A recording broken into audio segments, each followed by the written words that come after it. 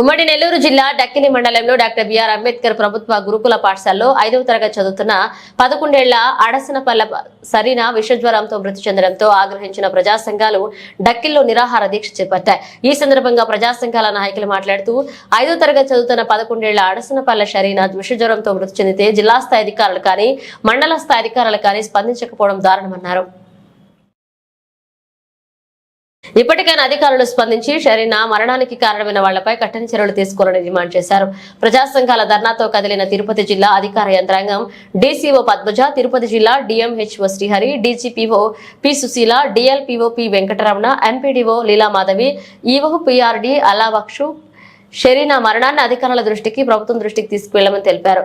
షరీనా మరణానికి కారణమైన వాళ్లపై చట్టపరమైన చర్యలు తీసుకుంటామని తెలిపారు.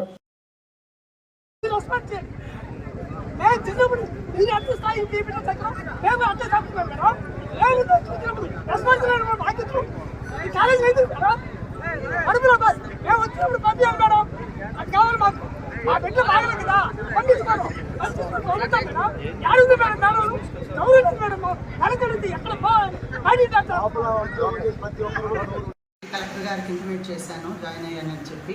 కలెక్టర్ గారు ఇమీడియట్గా వెళ్ళి అటెండ్ అవ్వండి అమ్మా అంటే నేను వచ్చేస్తున్నాను. ఇక్కడ జరిగిన అంటే ఈ జరిగిన సంఘటన మాత్రం చాలా మనసుని కదిపేస్తుంది. సో ఏదేమైనా ఎందుకు జరిగింది అన్న వాస్తవాలు నేను ఎంక్వైరీ చేస్తాను. చేసి ఈ చుట్టుపక్కల అన్నీ కూడా తిరిగి చూసాము. మొత్తం క్లీన్ చేయించున్నారు. ఇప్పుడైతే ప్రస్తుతానికి నీట్గా ఉంది. కాబట్టి అన్నీ కూడా వాస్తవాలన్నీ కనుక్కొని నిజంగా ఏదైనా తప్పు జరుగుంటే ఎవరి వల్ల తప్పు జరిగిందో వాళ్ళ మీద చర్యలు తీసుకోమని నేను గవర్నమెంట్కి ప్రపోజ్ చేస్తాను. కలెక్టర్ గారికి కూడా రిపోర్ట్ సబ్మిట్ చేస్తాను. మా సొసైటీ హెడ్ ఆఫీస్ కూడా రిపోర్ట్ సబ్మిట్ చేస్తాను. తగిన చర్యలు తప్పకుండా తీసుకుంటాను. డేస్ ఆ పాప ఆ విధంగా జ్వరంతో బాధపడి బాడీలోని ఆర్గాన్స్ అన్ని ఫెయిల్ అయిపోయి బ్లడ్లు నోట్లో నుంచి, ముక్కులో నుంచి, ఇట్లా చెవుల్లో నుంచి రావడానికి గల కారణం ఎవరు మేడం? వాళ్ళపైన మాత్రం ఖచ్చితంగా చర్యలు తీసుకోవాలని కోరుతున్నాం మేడం మీడియా పరంగా. నేను అదే వాస్తవం రానియండి. పోస్ట్ మార్టం రిపోర్ట్ వస్తే మన కలెక్టర్ గారు కానీ మా సెక్రటరీ గారు కానీ ఎలాంటి చర్యలు తీసుకుంటారు అనేది అది దాని మీద డిపెండ్ అయి ఉంటుంది, పోస్ట్ మార్టం రిపోర్ట్ మీద. సో యాక్చువల్లీ ఏం జరిగింది అన్నది బేసిక్గా మేము ఎంక్వైరీ చేసుకుని నేను రిపోర్ట్ సబ్మిట్ చేస్తానండి. సబ్మిట్ చేసి తగిన చర్యలు అయితే తప్పకుండా తీసుకుంటారు. తక్షణ చర్యలు కాదు మేడం, భవిష్యత్తులో కూడా ఇటువంటి సంఘటనలు పునరావృతం కాకుండా జరగకుండా పటిష్టమైన చర్యలు తీసుకోవాలని తప్పనిసరిగా తీసుకుంటామండి. అన్నీ కూడా పేరెంట్స్ని కూడా ఎట్లా అలో చేయాలి అన్నీ కూడా నేను డైరెక్షన్స్ ఇస్తాను. పిల్లల్ని ఎలా చూసుకోవాలో కూడా అన్ని డైరెక్షన్స్ ఇస్తాము. కాబట్టి ముందులాగా లేకుండా చాలా మెరుగైన వసతులు అయితే ఇక్కడ కల్పించి పిల్లలు సౌకర్యంగా ఉండేటట్టు తగిన చర్యలు అయితే తప్పకుండా తీసుకుంటాం. శానిటైజేషన్లో ఇక్కడ డంపింగ్ యార్డ్ ఉంది. మీకు స్కూల్లోనే డంపింగ్ యార్డ్ పెట్టుకున్నారు, తీసేస్తారండి. అది తీసినారు, ఇప్పుడు తీసారు మేడం. అదే మేడం గారు చాలా సహకరించినారు. అంతా కూడా క్లీన్ అయింది. ఇంకా క్లియర్ కట్ ఇన్స్ట్రక్షన్స్ ఇచ్చినాము, లోపలైతే డంప్ చేయకూడదు అని చెప్పి. మేడం గారి సహకారంతో డే బై డే వాళ్ళు వెహికల్ తీసుకొచ్చి మొత్తం కూడా బయటకు షిఫ్ట్ చేయించి పిల్లలకు సౌకర్యంగా ఉండేటట్టు చూస్తాం. పిల్లల హెల్త్ని అయితే సేఫ్ గార్డ్ చేస్తాం మేడం. వాళ్ళకి ఇచ్చే ఫీడింగ్, ఇంకొక విషయం కూడా ఇక్కడ ఉన్నటువంటి అన్ని డిపార్ట్మెంట్స్తో కూడా మంచి కోఆర్డినేషన్ పెట్టుకుని ఎప్పటికప్పుడు హెల్ప్ తీసుకుంటూ స్కూల్ని అయితే బాగా రన్ చేసేదానికి తగిన చర్యలు అయితే తీసుకుంటారు. ఇక్కడ ఇంకో సమస్య ఉంది. చెప్పండి. ఏమంటున్నారంటే జనరల్గా ఏదైనా ఫీవర్ వస్తే ఒక పారాసిటమాల్ టాబ్లెట్స్తోనే సరిపెడుతున్నారు. ఫర్దర్ ట్రీట్మెంట్ అనేది ఇక్కడ జరగడం లేదు. అందువల్ల ఏంటంటే డిలే అవ్వడం వల్ల పిల్లలు కొంచెం హెల్త్ ప్రాబ్లమ్ ఎక్కువైపోయి బయటికి తీసుకుపోయినా ట్రీట్మెంట్ ఇచ్చే విషయంలో ఇబ్బంది పడుతున్నామని పేరెంట్స్ మా కంప్లైంట్ పెట్టుకున్నాం. దీని ఎలా చూస్తానండి నేను. వాళ్ళు ఏం ట్యాబ్లెట్స్ ఇచ్చినారో కూడా నేను వెరిఫై చేస్తాను. ఒకవేళ అదే కరెక్ట్ అయితే వాళ్ళ మీద చర్యలు తప్పకుండా ఉంటాయండి. వాటర్ కూడా నార్మల్ వాటర్ వాడుతున్నారని తెలిసింది. అవునండి, ఆర్ఓ ప్లాంట్ రిపేర్ చేసినప్పుడు అది అవ్వలేదంట. కాబట్టి నేను ఇప్పుడే ఇన్స్ట్రక్షన్స్ ఇచ్చినాను ప్రిన్సిపల్ గారికి. కొత్త వాటర్ ప్లాంట్ అరేంజ్ చేయమన్నాను. ఆర్ఓ ప్లాంట్ అరేంజ్ చేస్తారు తప్పకుండా. అంతవరకు అయితే ఈ రోజుకి మాత్రం మినరల్ వాటర్ ప్రొవైడ్ చేయమన్నాము. బయట నుంచి తీసుకొచ్చే మినరల్ వాటర్ కంటే కూడా నేను బాయిల్డ్ వాటర్ సప్లై చేయమన్నాను. సాయంకాలం నుంచి పిల్లలకు బాయిల్ చేసి బాగా ఉడకబెట్టి నీళ్లు చల్లార్చి ఆ నీళ్లు ఇస్తాము. ఈ రోజుకి వరకు 2 రోజులు పడుతుంది ఆర్ఓ ప్లాంట్ మనం కొత్తది పెట్టడానికి.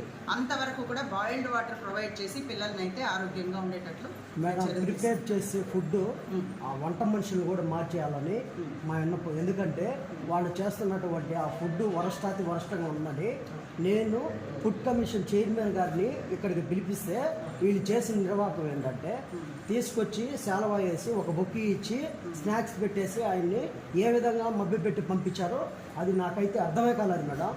ఫుడ్ కమిషన్ చైర్మన్ రావడం ఏంటి, ఫుడ్ బాగాలేదని ఫుడ్ పాయిజన్ అయ్యి టీవీఎస్ ఇంతకుముందు ఒక పాపకి 9th 10th అమ్మాయికి ఆ ఫుడ్ వల్ల పేగు ఎడల్పైపోయి 1.5 lakh అమ్మాయికి సిజేరియన్కి ఖర్చు అయింది మేడం. ఇటువంటి సంఘటనలు కూడా పునరావృతం కాకుండా ఒకసారి ఆ ఫుడ్ కమిటీని కూడా కొత్త వారిని నియమించి వారికి బాగా ఫుడ్ చేసేటట్టు కూడా మీరు చర్యలు కమిటీని కూడా తీసుకోవాలి. వేరే అరేంజ్ చేస్తామండి. చేసి చాలా స్ట్రిక్ట్గా మానిటర్ చేసేటట్టు నేను తగిన చర్యలు తీసుకుంటాను. ఫర్దర్కి ఇక్కడ పవర్ సప్లై కూడా ట్రబుల్ ఉందని మేము కంప్లైంట్స్ ఉన్నాయి మేడం. ఏంటంటే ఎప్పుడైనా వర్షం వచ్చినా అది ఫ్రీక్వెంట్గా పీసెస్ ఎగిరిపోయి బల్బులు కాలిపోతున్నాయి, ఫ్యాన్స్ ఎగిరిపోతున్నాయని చాలా కంప్లైంట్స్ ఉన్నాయి.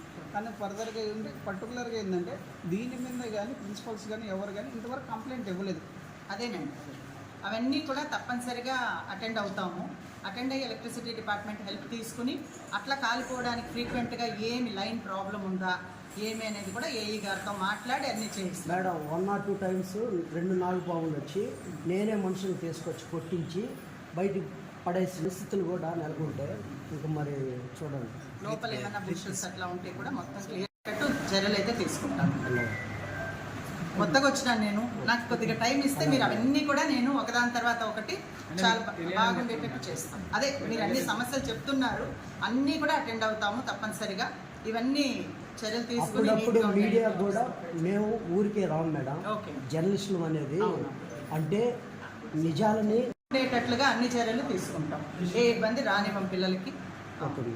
కాకపోతే కొంచెం టైం పడుతుంది, ఆ టైం ఇవ్వండి. 2-3 daysలో అన్నీ కూడా సెటరేట్ చేస్తాం, ఇబ్బంది రానివ్వకుండా చూసుకుంటాం.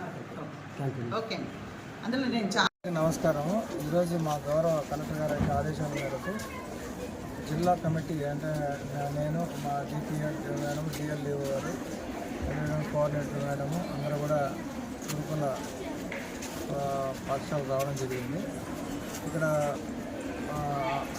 షరీనా 10 years గర్ల్ ఫీవర్తో చనిపోవడం జరిగింది చెన్నైలో ఫ్రైడే నైట్.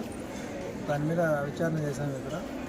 ఆ తర్వాత ఇక్కడ ఉన్నటువంటి పరిసరాలు కానీ లేదా వాటర్ కానీ లేకపోతే వాళ్ళు తినేటువంటి ఆహారం కానీ అదే ప్రతి పిల్లల్ని కూడా అందరినీ కూడా హెల్త్ చెకప్ కూడా చేయడం జరిగింది. దాంట్లో ఒక 2 పిల్లలు కూడా లైట్ ఫీవర్ ఉంటే ఒక ట్యాబ్లెట్స్ కూడా ఇవ్వడం జరిగింది. అదేవిధంగా షరీనా యొక్క మృతికి ఇక్కడ సిబ్బంది నిర్లక్ష్యం ఏదైనా ఉందా అని చెప్పేసి ఏదైనా కమ్యూనికేషన్ గ్యాప్ కానీ ఎటువంటి కారణాలు ఉన్నాయి దాని మీద కూడా మేమంతా కూడా విచారణ చేయడం జరిగింది. ఈ యొక్క రిపోర్ట్ని గౌరవ కలెక్టర్ గారు సబ్మిట్ చేయడం జరిగింది. అదేవిధంగా కేసు నమోదైంది కాబట్టి పోస్ట్ మార్టం రిపోర్ట్ ఏదైతే ఎగ్మోర్ హాస్పిటల్ వాళ్ళు ఇచ్చేటువంటి రిపోర్ట్ని బేస్ చేసుకొని కూడా ఫర్దర్ యాక్షన్ అనేది వైద్య సిబ్బంది ఏదైనా నిర్లక్ష్యం ఉందా, ఇక్కడ గురుకులంలో పనిచేసిన వైద్య సిబ్బంది ఏదైనా నిర్లక్ష్యం ఏదన్నా కూడా విచారించి తగిన చర్య అనేది గౌరవ కలెక్టర్ గారికి తెలియజేసి చర్యలు తీసుకోవడం జరిగింది. సార్ ప్రధానంగా షరీనా మరణానికి ప్రధాన కారణం ఏంటి సార్? మెయిన్ ప్రధాన కారణం అంటే ఆరోగ్యపరంగా అంటే ప్రధాన కారణం ఏంటనేది కొన్ని ప్రాథమిక విచారణలో తేలింది. అంటే కమ్యూనికేషన్ గ్యాప్ ఉంది అనేది ఒకటి. ఆ తర్వాత ఈ రెఫరల్ సిస్టంలో అంటే ప్రైమరీ ఎయిడ్ నుంచి టీచింగ్ హాస్పిటల్కి పోయి అక్కడి నుంచి మళ్ళీ ఎగ్మోర్ పోయేదానికి వచ్చేటువంటి గ్యాప్, ఆ గ్యాప్లో వచ్చినటువంటి కాంప్లికేషన్స్ మధ్యలో జరిగేటువంటి అన్ని విషయాలు కూడా మేము రిపోర్ట్లో సబ్మిట్ చేయడం జరుగుతుంది. ఎవరైతే బాధ్యులు ఉంటారో దీని మీద వాళ్ళ మీద మా డిపార్ట్మెంట్ పరంగా ఎవరైనా బాధ్యులు ఉన్నారో వాళ్ళ మీద యాక్షన్ తీసుకోవడం జరుగుతుంది. సార్ ప్రధానంగా మన ఇప్పుడు ఏదైనా ఫీవర్ ఇస్తే ఏమేమి టెస్టులు చేస్తాం సార్ ఇక్కడ మీ మామూలుగా వైద్యం పరంగా? మామూలుగా అయితే ఇప్పుడు డయేరియాలు, డెంగ్యూ కేసులు నమోదవుతున్నాయి కాబట్టి ఇన్ హౌస్ కాంపౌండ్లోనే ఇక్కడ ఒక స్టాఫ్ నర్స్ ఉన్నారు. అదేవిధంగా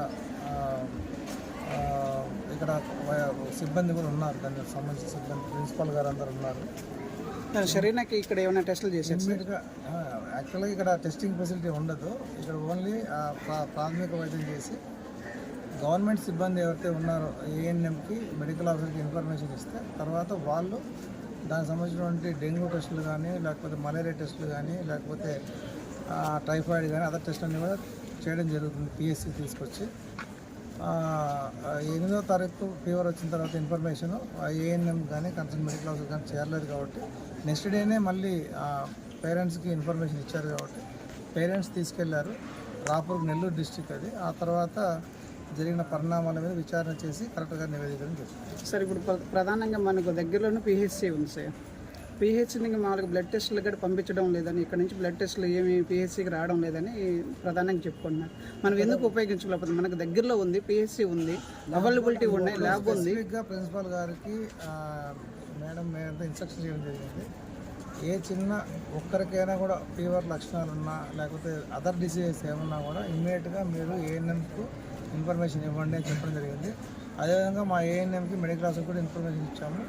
ప్రతి ఒక్క విద్యార్థికి కూడా డైలీ ఒకసారి వచ్చి విచారించండి. అదేవిధంగా జిల్లా మొత్తం కూడా మేము వాట్సాప్ గ్రూప్ క్రియేట్ చేస్తున్నాము. అన్ని హాస్టల్స్, అన్ని ఏదైతే ఉన్న గురుకులం కావచ్చు, అదర్ హాస్టల్స్ కావచ్చు, అందరు ప్రిన్సిపాల్స్ని, అదేవిధంగా అందరు ఎవరైతే రెస్పాన్సిబుల్ ఉన్నారో వాళ్ళందరినీ కూడా డిస్ట్రిక్ట్ గ్రూప్ యాడ్ చేసి మేమే ఎవ్రీడే గ్రూప్లో మెసేజ్ పెట్టించుకున్నాం కేసులు ఉన్నాయా లేదా, ఎలా ఉన్నారు పిల్లలు అనేసి. సో